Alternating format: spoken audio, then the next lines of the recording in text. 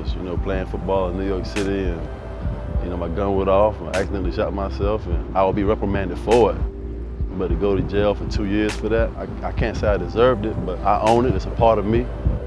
It's one of those things that I'll be remembered for, and that's perfectly fine by me. Maybe I was more important than maybe I thought I was.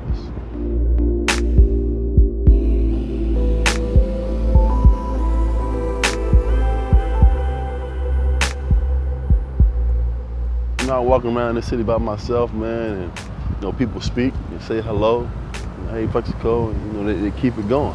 That's one of the things I love about it. There's a lot of pros and cons to to playing in this city. I know a lot of professional athletes that won't even come play in New York because everything is so highly scrutinized or overgeneralized. You can drop a ball in practice and it'll make the paper.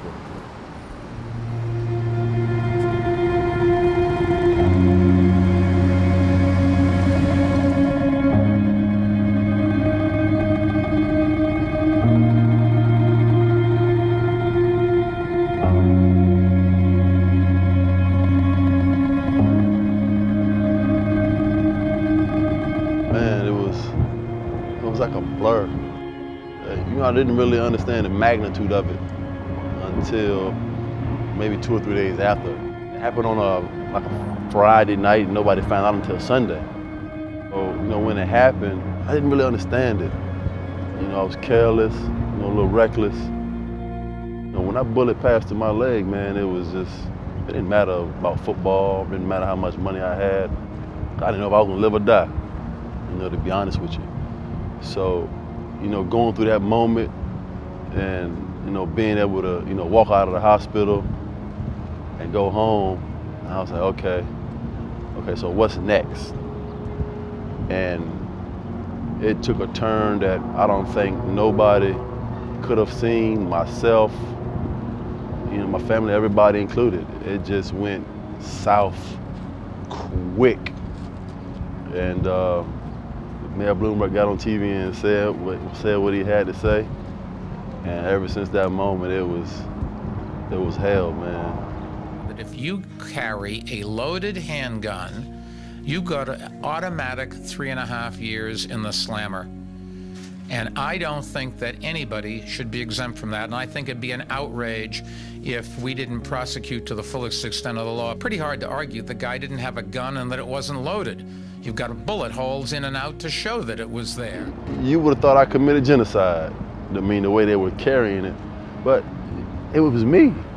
I was a Super Bowl champion. I was playing the biggest city in the world. And it made me realize how big I was to these people. And I think, we all took a seat back and was like, wow, they're really carrying this like, somebody got murdered. I let a lot of people down in the process, I let a lot of people down, fans, team, coaches, owners, all of that. But at the same time, football was so far away from my mind. I thought I would do maybe 6 months and be back on the football field by August, but that clearly was not the case. And when I heard that sentence, I was like, wow. I didn't even understand what 2 years in prison was. I couldn't even see that far. I was like, damn, 22 months. That means I won't come home until June 2011. I woke up one morning, I was at the Lowe's Regency, having an omelet, some cantaloupe, and some melon, some berries, some little oatmeal. And like 3 hours later, I was on Rikers Island. It's an everyday mental, struggle. Because you wake up in the morning and you already know what you're doing, for that day, what time, where you're going to be, and what you're going to be doing. You already know that. You couldn't even think about next week. Oh man, I'm gonna get back out and play football in 18 months. For the first 2 weeks I was there, I was in like 23 hours lockdown. You thought I didn't even know who I was. Being in a cell for 18 hours for 2 years, that'll change your mindset on a lot of different things in life.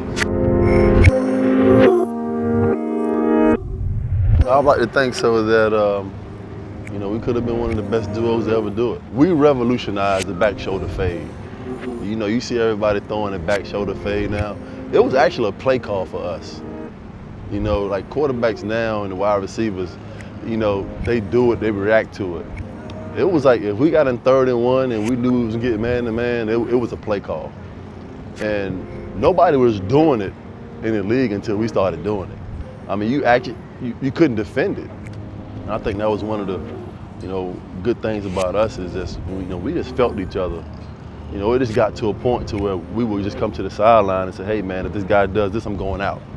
If he plays outside, I'm going in. And so sometimes I would come to the sideline and my coach would be like, what are you doing? I said, well, Eli told me to go that way. He was like, all right, as long as you two guys are on the same page, you guys do what you want. And that's when I knew, we had evolved and we had a special relationship, quarterback, wide receiver.